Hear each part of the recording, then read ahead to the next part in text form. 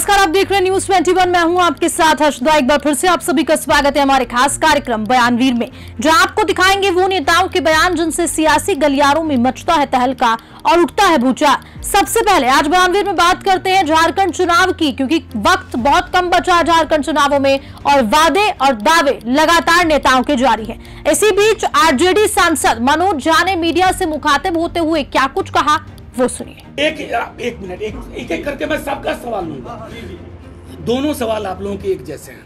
आप हमसे अंक पूछ रहे हैं, अभी तक मैं अंक बोल चुका, कई दफा बोल चुका। 7 पे हम पिछली बार लड़े थे। एक रेस्पेक्टेबल सीट होना चाहिए। हम 18 से 20 पे मजबूत हैं, लेकिन अगर ये 12-13 भी होता है तो हमें स्वीकार्य है, लेकिन ये अनरीजनेबल नहीं होना चाहिए।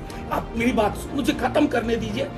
अगर हमसे कहा जाए आप 3 या 4 पे लड़िए, तो ये तो उसी तरह की बात हुई कि बीजेपी के खिलाफ जो सबसे ज्यादा प्रतिबद्ध है उसको कहो गला काट करके थाली में रख दो। अब बयानवीर में बात करेंगे आप नेता मनीष सिसोदिया की, जिन्होंने दिल्ली में बीते दिन हुए धमाके पर कहा कि वेलकम कॉलोनी में 2 पक्षों के बीच 60 राउंड फायरिंग हुई है, बम धमाका हुआ है, लेकिन आखिरकार एलजी साहब कहां पर है, सुनिए और क्या कुछ कहा।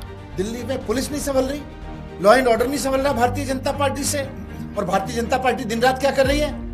दिन रात भारतीय जनता पार्टी केवल और केवल दिल्ली के लोगों के काम रोकने पे लगी हुई है। केवल और केवल इसमें लगी हुई है कि अरविंद केजरीवाल जी ने फ्री बिजली जो कर रखी है, इसको कैसे रोक दिया जाए।